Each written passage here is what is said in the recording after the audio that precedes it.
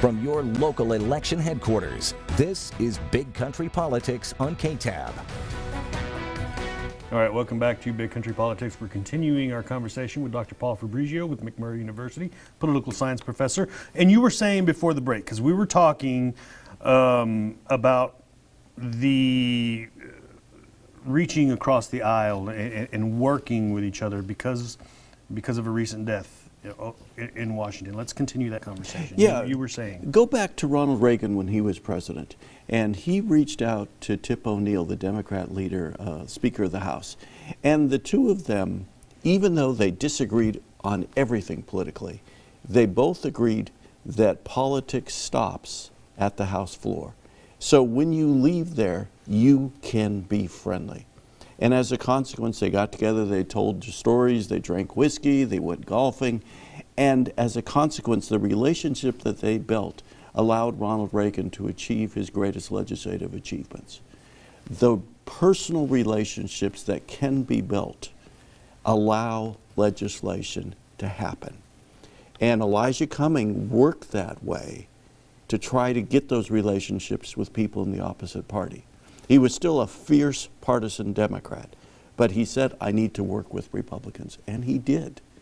And the problem today is that too many people in Washington see each other, if they're a member of the opposite party, they see them as the enemy. And therefore they don't develop those relationships, and that's sad. There was an example of this on TV a couple of weeks back. Was it during a football game? Yes. Ellen DeGeneres was sitting next to former President Bush. Yes. And she caught some flack for that because they showed a shot of them on TV. Yes. She was having a conversation, smiling. Mm-hmm. She caught a little bit of flack for that, and she had to explain herself. Right. And in the course of explaining to herself, she received more criticism. Yeah.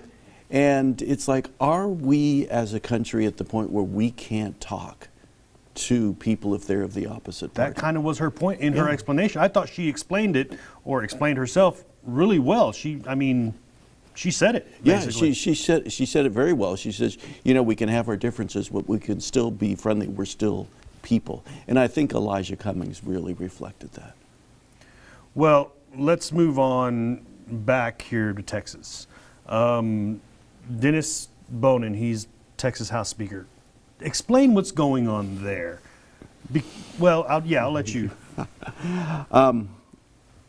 During the legislative session, Dennis Bonin, as Speaker of the House, did a very good job working with Republicans and Democrats to achieve most of the agenda of the Republican Party.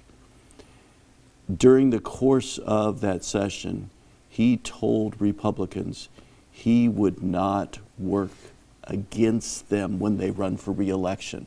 And he was specifically saying this to some of the quote-unquote more moderate members of the House of Representatives. One of those more moderate members, still conservative, but more moderate than others, is our own Stan Lambert, our state representative. So the session worked well. Everybody achieved most of what they wanted. After the session is over, Dennis Bonin has a meeting with Empower Texas. Empower Texas is a far-right political action group, and they are devoted to making sure that there are no moderate Republicans in the House, that it's all conservatives. So, in the course of this meeting, Dennis Bonin promises Empower Texas that they can have access to the House floor, which is normally reserved for newspapers, journalists, those kind of people. And in return for that access, Empower Texas has permission to go after moderate Republicans and get them defeated. So a list was handed to Empower Texas that had 10 names on it. Which included Stan Lambert. Stan Lambert. And Empower Texas was given the go-ahead from the Speaker of the House to go after those 10 Republicans, despite Dennis Bonin promising he wouldn't do that. This is a list that came out how long ago? It was about 2 months ago. About 2 months ago, and we're just now hearing the tape. It turns out that in Power, Texas, the man who's in charge of it, he actually taped the conversation without anybody knowing. Wow. I mean, that's a real dirty thing to do. And he taped the conversation and used it, released it now. And so it makes Dennis Bonnen look bad. He and his assistant, Dustin Burrows from the Panhandle, they come across as two-faced in this thing.